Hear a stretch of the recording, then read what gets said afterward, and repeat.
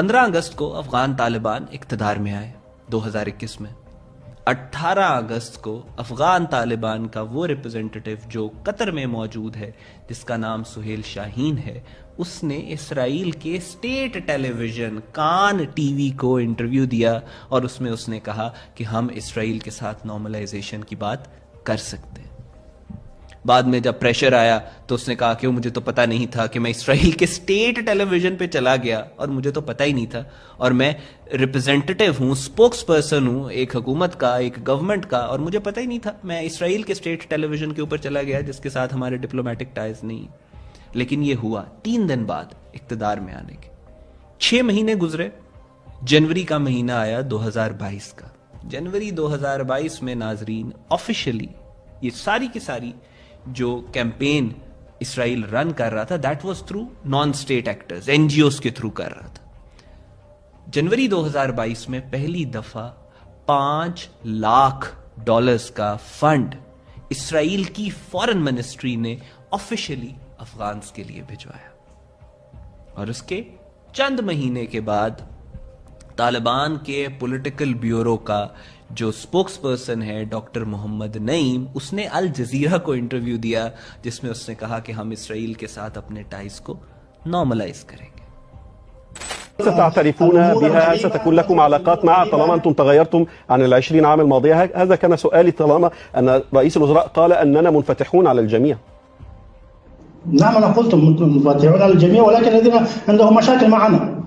إذا ليست هناك مشاكل لجهة أو لدولة أو لشخص، هل هناك يطرح سؤال هل أنتم تريدون تحلوا المشاكل التي ليست لكم علاقة بهم؟ أظن غير। सिगर की रिपोर्ट के मुताबिक पिछले 3 सालों में तकरीबन $21 बिलियन अमेरिका अफगानिस्तान को दे चुके, और ये रिपोर्ट आपके सामने चल रही है जिसमें लिखा हुआ है कि हर हफ्ते तकरीबन $40 मिलियन $100 के नोट जो होते हैं वो कैश में आते हैं अफगानिस्तान, जिससे अफगानिस्तान की ये तालिबान की रजीम चल रही है।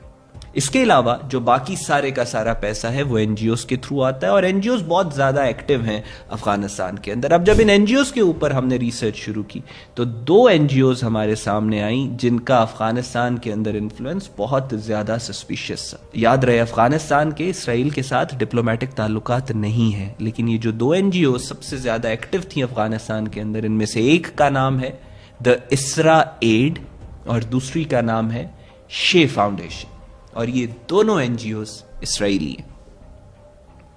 2021 में जब अमेरिका अफगानिस्तान को छोड़ के जा रहा था और तालिबान की हुकूमत आ रही थी, तो इसरा फाउंडेशन और शे फाउंडेशन की एक ये रिपोर्ट आपके सामने चल रही होगी। इन्होंने एक बड़ा सस्पिशियस इवैक्यूएशन ऑपरेशन किया कि जिसमें इन्होंने हेलीकॉप्टर्स का इस्तेमाल करके 167 लोगों को अफगानिस्तान से निकाला।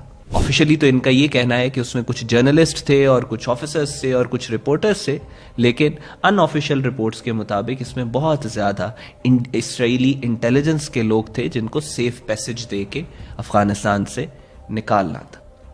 फिर उसके बाद पूरी दुनिया में इंग्लैंड के अंदर जिस ऑर्गेनाइजेशन ने इनके इमिग्रेशन प्रोसेस को लीड किया, that was also Christian friends of Jews, उस ऑर्गेनाइजेशन का नाम था। फिर उसके बाद जूइश इमिग्रेंट एड ऑर्गेनाइजेशन, जो कि सिर्फ और सिर्फ यहूदियों की इमिग्रेशन को देखती है, जिसका मैंडेट ही ये है कि उसने सिर्फ यहूदियों की इमिग्रेशन को देखना है, वो ऑर्गेनाइजेशन अफगान रेफ्यूजीज को और इमिग्रेंट्स को फैसिलिटेट कर रही है पूरी दुनिया के अंदर।